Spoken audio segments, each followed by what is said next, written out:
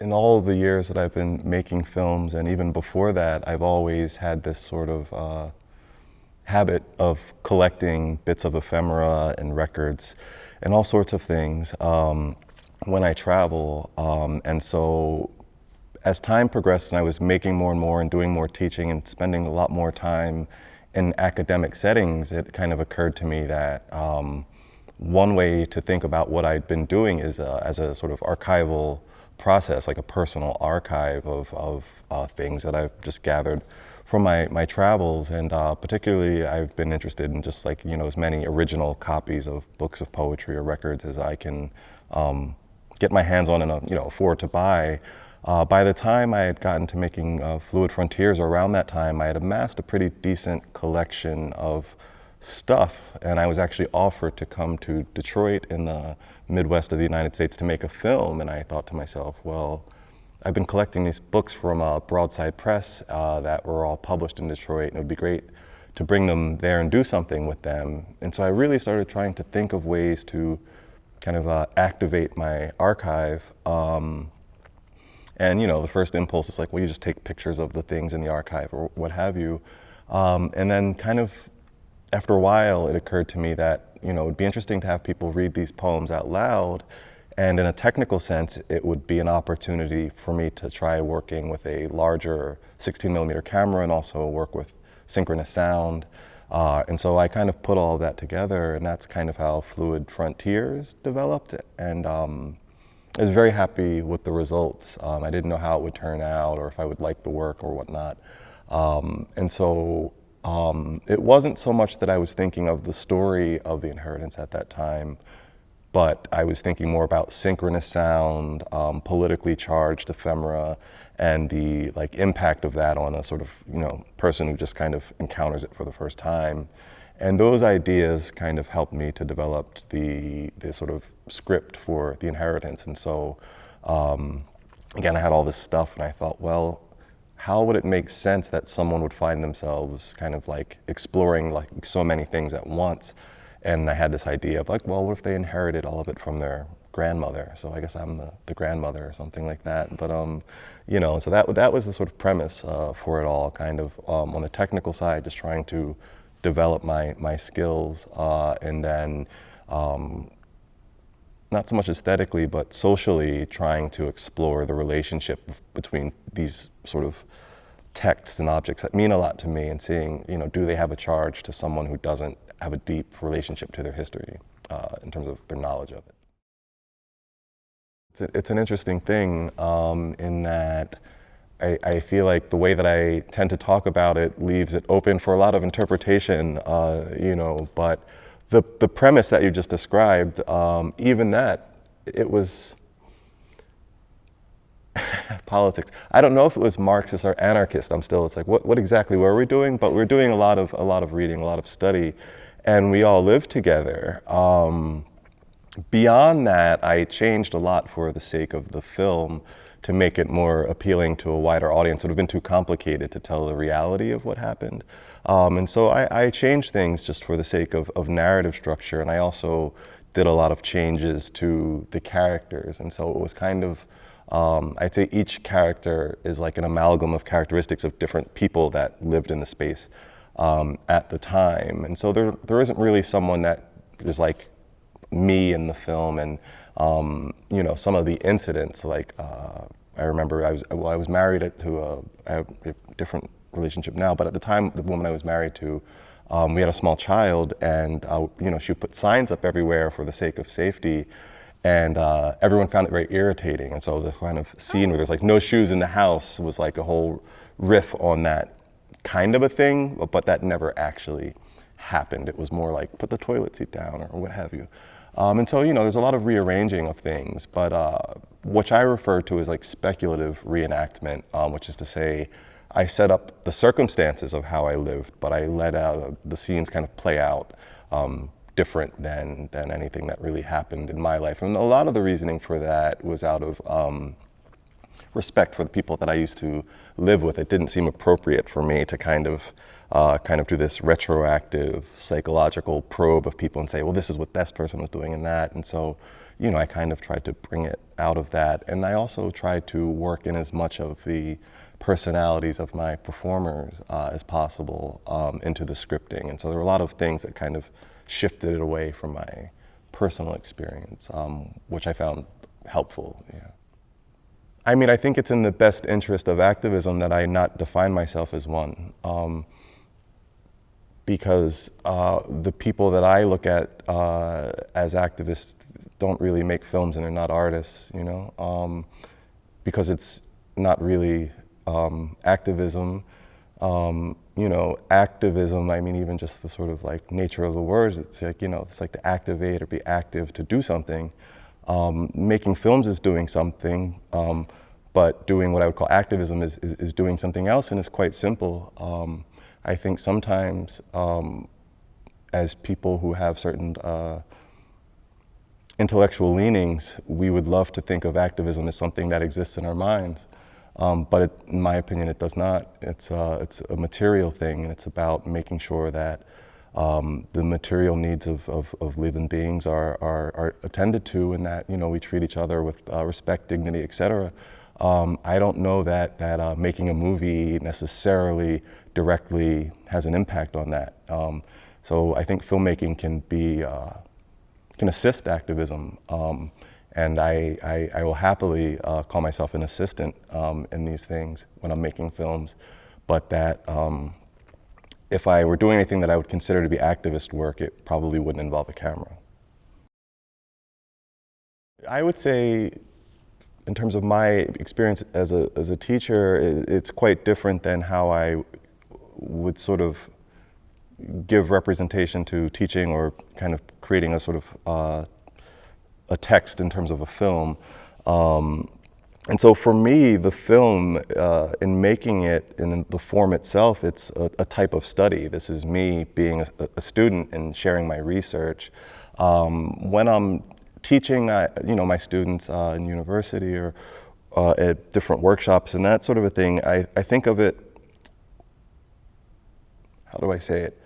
In a very traditional sense, I think as an artist, to a certain degree, you know, we're always talking about the sort of burden or what are the responsibilities of an artist, and I think to educate is a sacred and ancient aspect of art. It's always, you know, been something that is taught from one artist to the next generation, and that I just perceive myself to be in a continuum of that, and so it's really not something that I try to distinguish from what I'm making.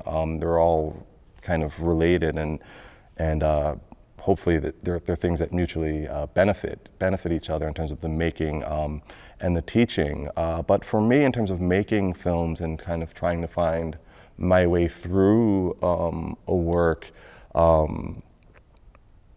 I tried to keep it in the realm of a study as opposed to a sort of digested presentation. And so, you know, the form happens organically. It wasn't something that I totally predetermined. The narrative structure was predetermined because, you know, you're on a tight schedule and people have to know where to stand and what to say and all that sort of a thing. And so, you know, you have to do what you have to do there.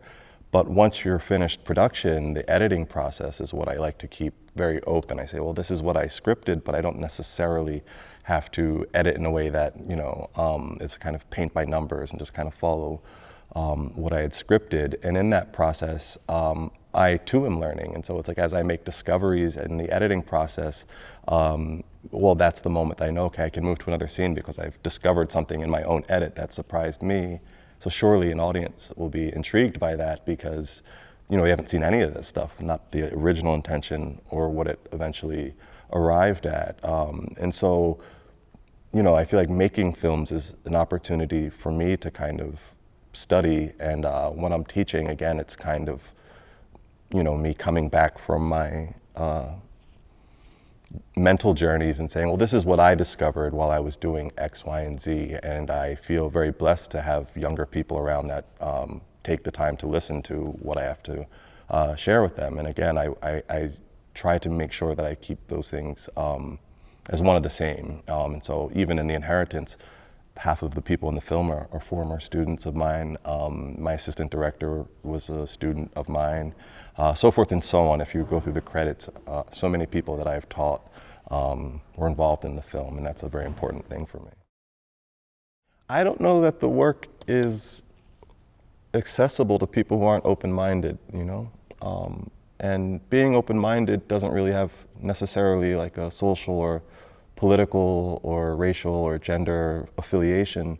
And so, you know, that's who I'm interested in speaking with in terms of the audience.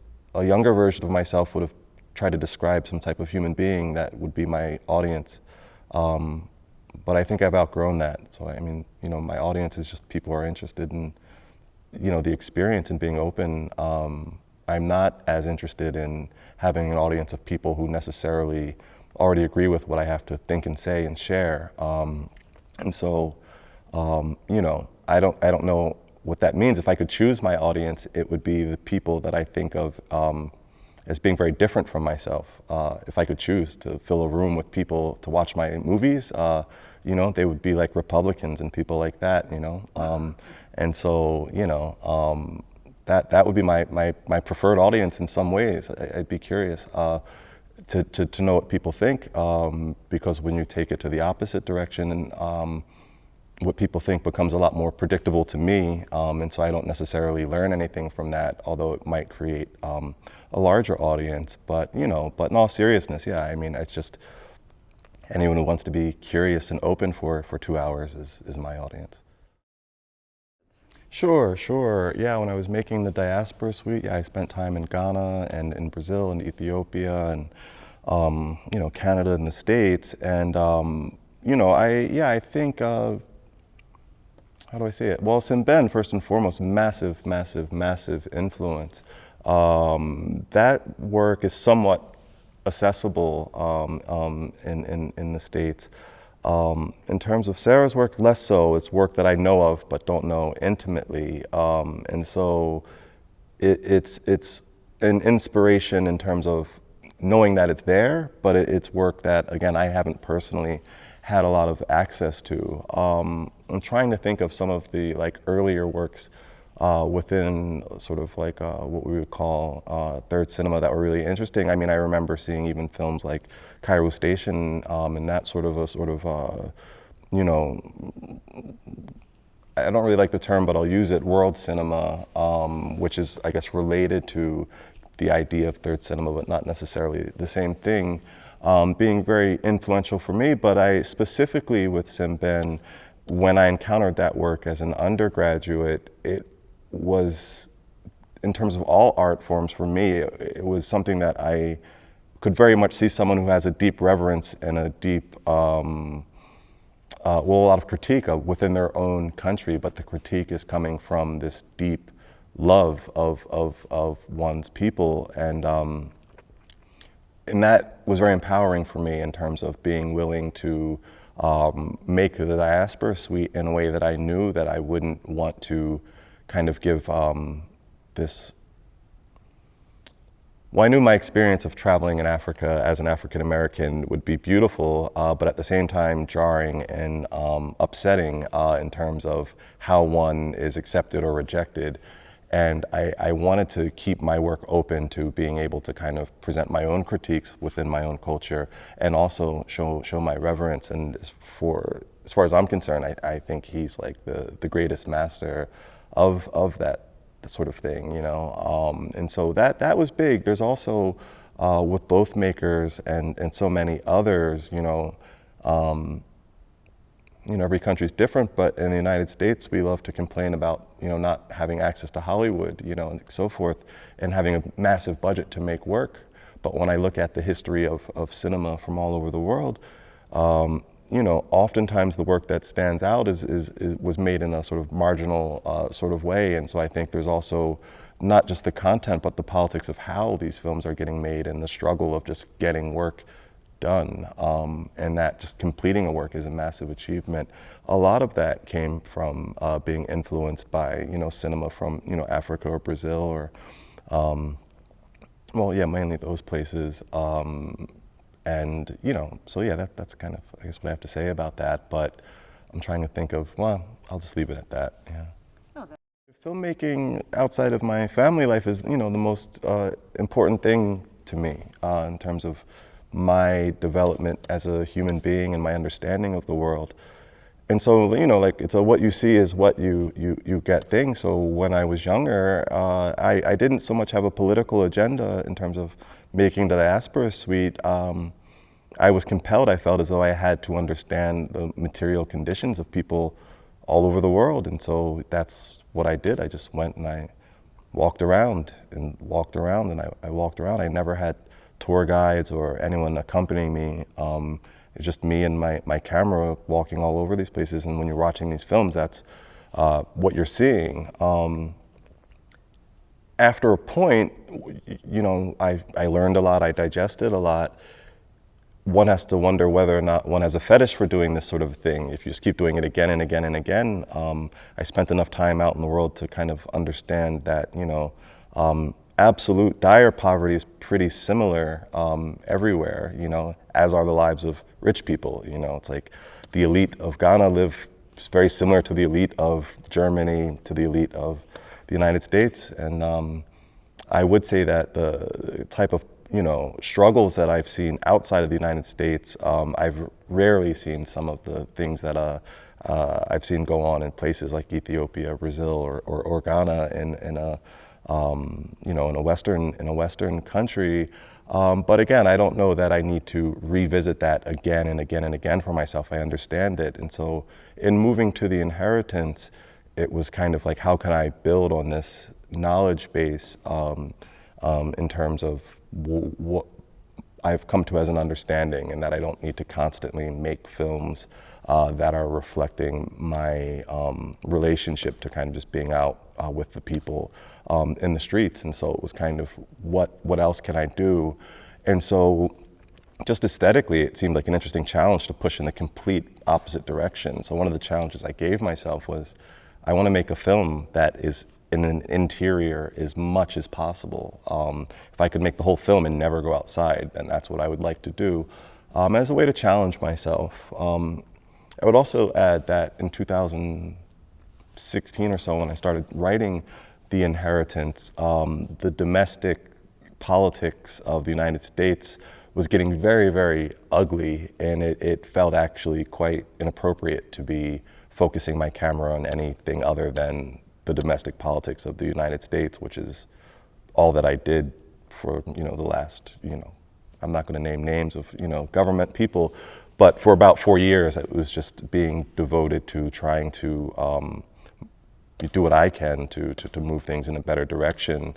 And you know, you were talking about activism. We were talking about activism earlier, and I'm thinking of myself as an assistant to that. And I think if that's something in terms of I can help provide good feelings, warm vibrations to people without being an escapist, then that is a massive achievement. And so if someone actually at the end of the film doesn't feel crushed or that they can't do anything, and in fact, if they feel the opposite, that there's more for them to study or go out and do something, then that makes me feel really great. That's the whole goal. And so that is what I hope the future holds in terms of making, that I'm able to continue to make work that looks very clearly at social issues, but doesn't necessarily have to make people feel bad about themselves or the world we live in, because the worse we feel, the less likely we are to actually do anything. So critique is fantastic, but if it only results in people generating more critique, it's not really, I'd say, useful.